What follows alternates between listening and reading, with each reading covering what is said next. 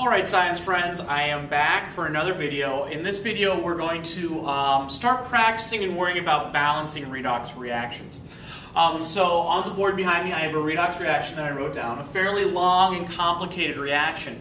And if you're going to try and balance this on your own without using the redox tools I'm going to be giving you, it's going to take a while. It's a very complicated reaction and it's going to be very confusing. You'll probably end up giving up.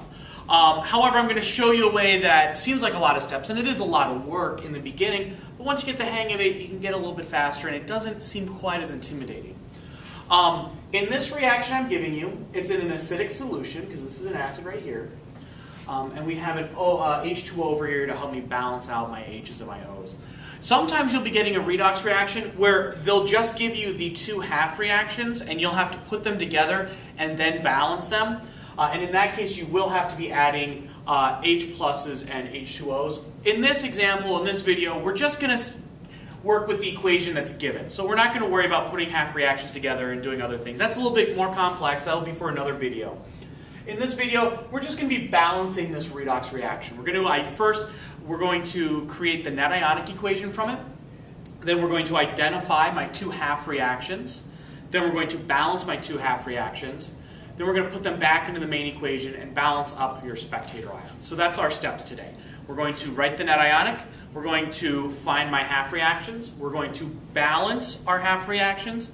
And then we're going to put that back into the equation and balance my spectator ions. Okay, so first things first, we need to take this equation and we need to dump it into our net ionic. So to do that, I'm going to pick a fun color. I'll pick green. And I'm just going to, first off, separate every ionic compound that will dissociate in water. So everything that will dissociate in water I'm going to separate out. So I'm going to be left with Mn2 plus 2NO3 minus plus Na plus BiO3 minus plus H plus NO3 minus. Those are my reactants. And then here it's H plus MnO4 minus plus Bi3 plus 3NO3 minus plus Na plus, and I'll move it down here, plus NO3 minus plus H2O. Okay. I put that down there because I didn't quite know how far the video screen goes over, so I don't want to cut this off. So here's my reaction. All I did was I separated all my ionic compounds apart. If there was a subscript, like for example here, I have 3 NO3s, I just put that up as a coefficient. We're not going to worry about balancing our equations right now, so we're going to be removing our spectator ions. They might not balance out on both sides. So for example, we might be removing 2 NO3s here and 3 NO3s here. That's okay. We'll balance them at the end. Right now we're just trying to get rid of the junk and focus in on the stuff that actually does something. Okay, so now I'm going to get rid of my spectator ions. We'll do Christmassy colors. Why not? So I have an NO3 here. And I have NO3s here. Oops, got another one there.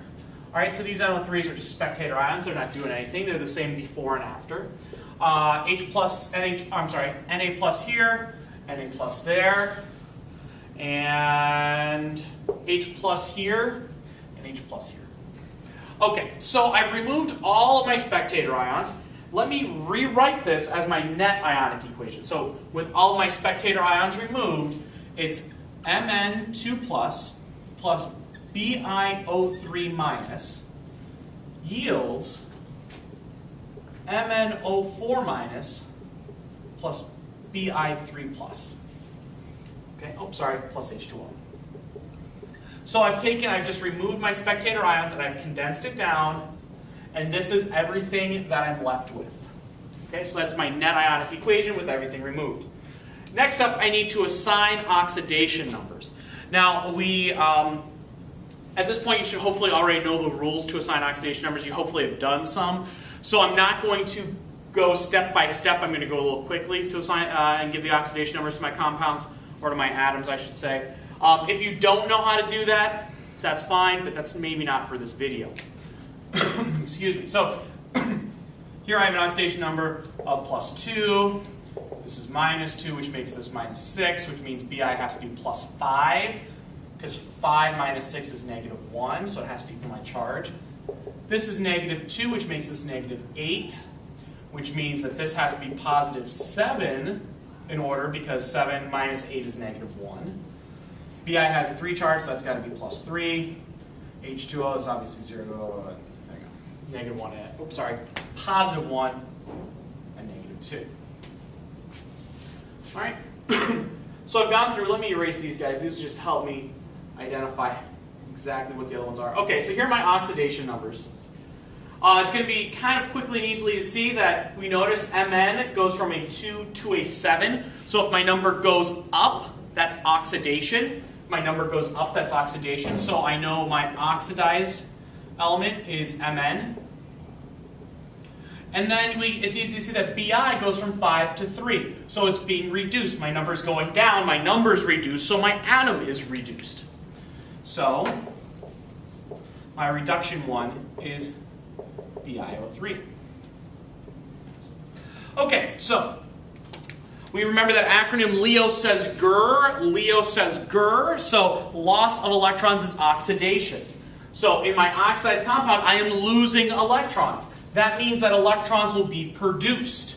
If I'm losing something, I'm going to produce it, okay? So I'm going to produce electrons. So if I go from an oxidation number of 2 to an oxidation number of 7, I am losing 5 electrons. All right, this Mn has lost 5 electrons. On the flip side, BiO3, Bi is going from 5 to 3. That means that it's gaining 2 electrons because the difference between 5 and 3 is 2. So it's gaining 2 electrons. There we go. Oops. Perfect. So I can see that manganese is losing 5 and bismuth is gaining 3 or gaining 2. But my problem is I can't do that. I can't have 5 electrons be produced and only 2 consumed. That violates the laws of conservation of matter. I mean, my electrons, if I'm producing 5, I have to consume the same number. So I have to look and see what's my lowest common multiple between the two. Well, that would be 10. So in order to get these to balance out, I have to multiply my top half reaction by 2 to get me 10 electrons. I have to multiply my bottom half reaction by 5 to get me 10.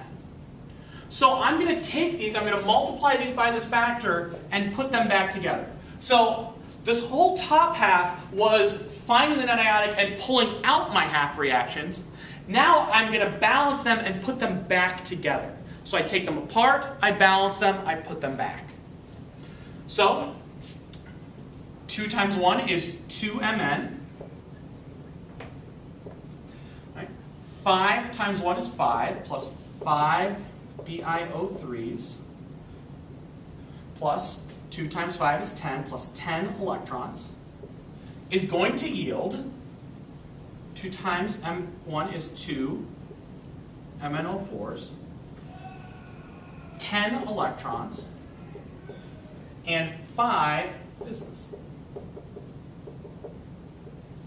Okay, there we go. So this is my 2 half reactions multiplied by the coefficient, multiplied by my conversion factor. It's not really my coefficient factor, I guess. Multiplied by whatever that number. So 2 Mns, 2 MnO4s, 10 electrons, 5, 10.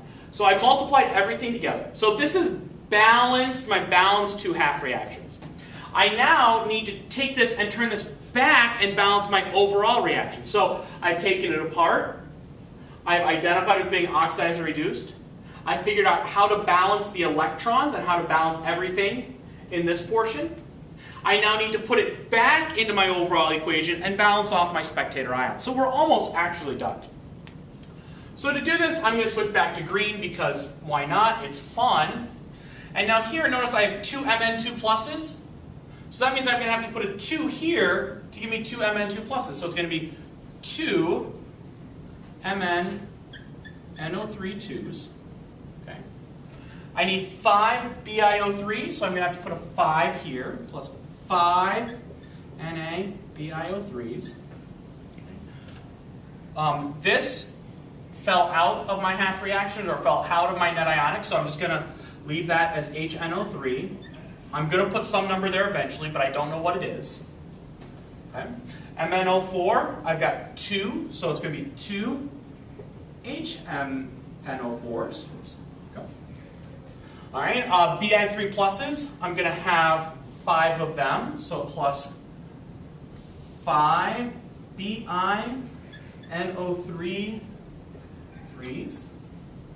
And then this fell out of my my net ionic, so I'm just going to toss that back in there, NaNO3. And then this fell out, so I'm just going to toss my water back in there. Okay, so here's my reaction. I'm going to try and find a spot where I'm not talking off screen. Okay, so here's my reaction. It looks really long, really complex, but I have almost everything balanced already. The only things I don't have balanced are my NAs, my NO3s, because I've got one here and one here, so I need to make sure my NO3s are balanced, my H's and my O's. That's actually not that bad. So I have 5 NAs right here, so I'm going to balance my NAs by putting a 5 right here. Okay, so that balances out my NAs. So that's 1 down, only 3 left. All right, next up, let's do NO3s. NO3s are a little bit trickier because you'll notice on this side, on my product side, I have 15 NO3s in here alone because 5 times 3 is 15 NO3s plus another 5. So I have 20 NO3s on this side. So that's a lot of NO3s. Now over here, 4 of them are in this compound, right? Because 2 times 2 is 4, so I have 4 NO3s here. So I only have 16 NO3s left. That's it. Well, here's the only other place to put NO3, so I'm going to put 16 right there. So once again, I have 15 NO3s here, because 5 times 3 is 15, plus another 5 gives me 20. 4 of them are taken care of here, so I have 16 left, and I put it right here. All right, well, now that gives me 16 hydrogens on this side. Well, okay, I can deal with that. So I need to balance that out. There are 2 here, so now I'm down to 14 I need to put left, and the only other place to put it is my water. So 7 waters gives me 14 hydrogens. So I have 14 here, plus another 2 here, that's 16. And I should be all balanced out.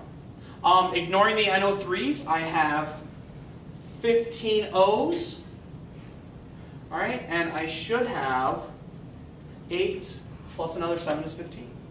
Okay, so this is my balanced oxidation. It's my balanced redox reaction. Okay, it was very long. It was kind of tricky, but at the same time, getting there on your own through brute force and brute practice might not have been all that reasonable, and might have actually taken a long time to do that little guess and check method you usually do. Now, once again, I've given you that it's an acidic in an aqueous environment. Sometimes you won't get that, and we'll explore that later on once you get the hang of this. All right, I hope this cleared things up, and have a wonderful day.